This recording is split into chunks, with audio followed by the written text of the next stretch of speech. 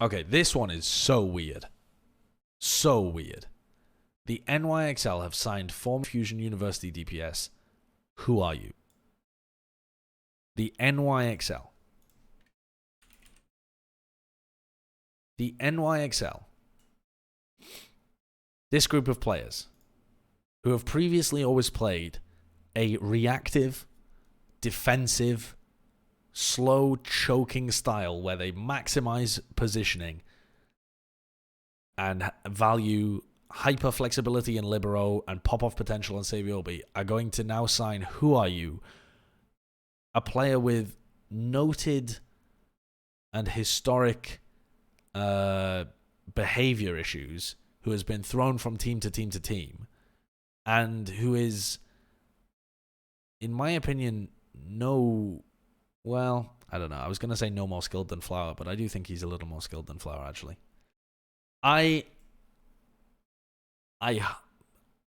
This is a punt. This is going to be incredibly popular. Who Are You to NYXL would be outrageously popular because people love Who Are You. He'll have a wonderful team around him to support him and ensure that he pops off. But also, I'm not sure that he is that much better than libero on most heroes.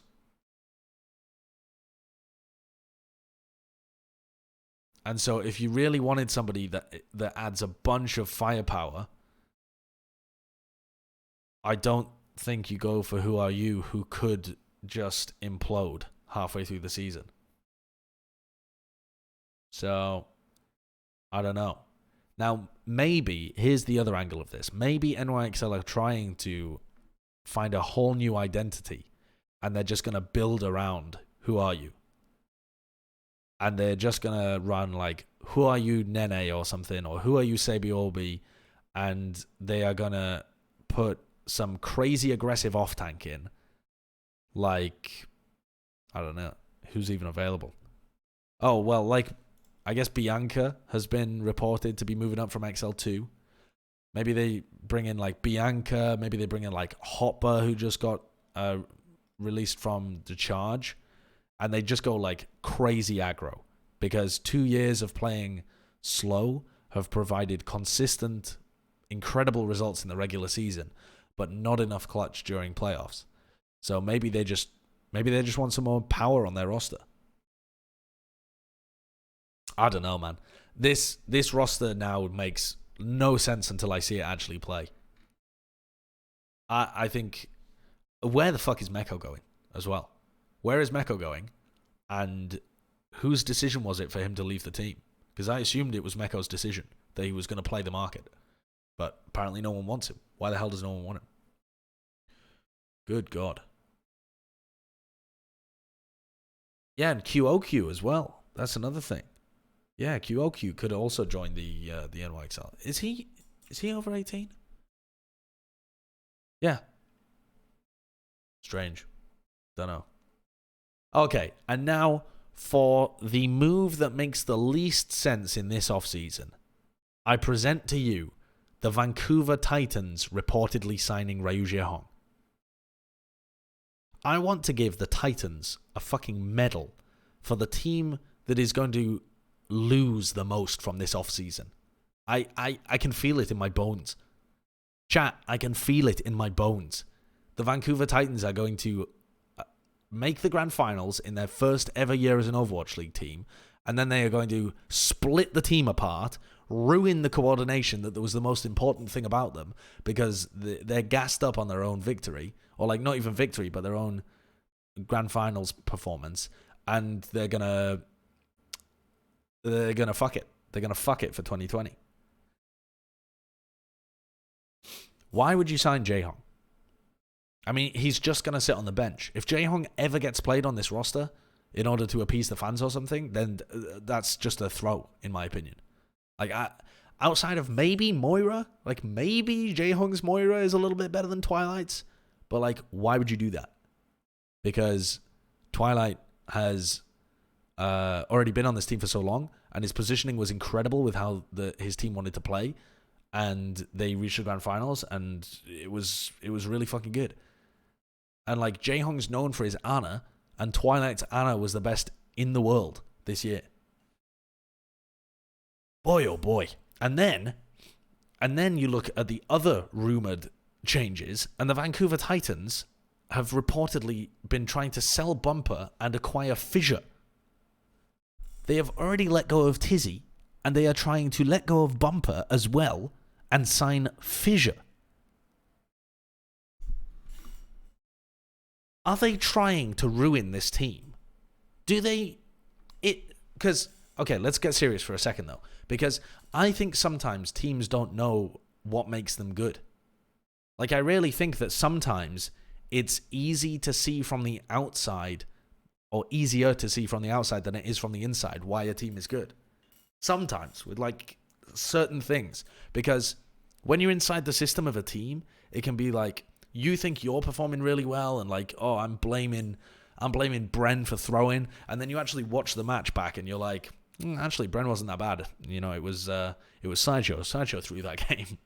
But then, I think that also applies to teams. Like, I think the Vancouver Titans have some players in their team who probably think that they are God's gift to gaming, and they think that other people on their team just exist to help them perform, and so they just want a stacked roster. This smells to me like one of the players has gone crazy. I don't know why, but I just get the very heady waft of like Haxal on a power trip. That's what signing Fissure, signing Jae-Hong, cutting both of your tanks. Oh my God, someone is on a power trip. Someone is just going wild within this team. Otherwise, what is the explanation? Or maybe Stitch. Yeah, could you ever imagine Stitch on a power trip? I can't imagine it at all. I don't get it.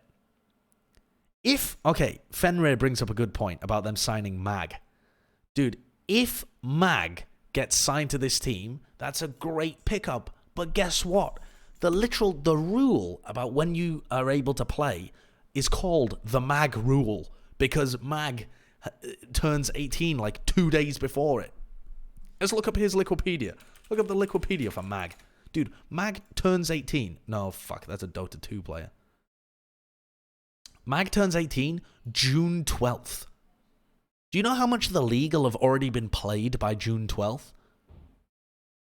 Is the schedule public yet? I mean, I don't even know. Like, I know how much of the league is going to be played by June 12th. I'll tell you, it's going to be a lot of the league. A lot of the league is going to be played by June 12th. Yeah. Like, that is a not particularly useful pickup. Unless you are really confident in your other main tank to be consistent throughout the whole of the rest of the year. And God bless him, I know people love watching Fissure play, and I know he's mechanically God's gift to a bunch of different main tanks, and the guy's got a fiery personality, and he's entertainment. But consistent, the man is not. In order to rely on somebody for an entire season, the amount of teams that Fisher's been on, Fissure hasn't been with a team for more than a month, never mind a year. He hasn't been with a team for more than a month. This guy was off to London Spitfire. He played... What did he play? Like 3 stages? Even less? Did he only play 2 stages with the Gladiators? I've no idea. He basically vanishes at whim. He's not reliable. 3 stages with the Gladiators? Fair enough. But he's tied with Rascal for the most teams moving from team to team. Both a combination of, allegedly, his decision and team's decisions to remove him, and you want to pick him up as your reliable main tank to wait for Mag to turn 18. That is bizarre. Absolutely bizarre.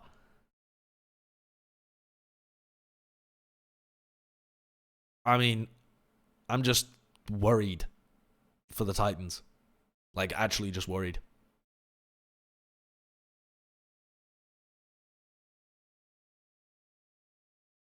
Aye. Gamsu has been on the same amount of teams as Fissure. So Gamsu went from Boston to... Well, no, Gamsu Fisher's been on 4 teams now. He's been on 3 within 2 years. Gamsu has only been on 2 within 2 years. Gamsu's about to join his 3rd team. Fisher's about to join his 4th. Didn't Gamsu go from Boston to Shanghai, and now he's going to Dallas? And yeah, I don't think like the deal to send him to Shanghai was just fucking, I don't know. Lord knows. Gamsu is also obviously does not. I can't believe you're even baiting me into talking about Gamsu versus Fisher. The two personalities could not be more different. Gamsu is just the personification of everything good in the world. He is just the most wholesome. Dad energy flows from him on a regular basis. I would be adopted by him if I didn't love my own father so much. God bless him. When my father dies, I want to be adopted by Gamsu. And you bring him up in an argument about people with behavior issues being thrown from team to team. Good Lord.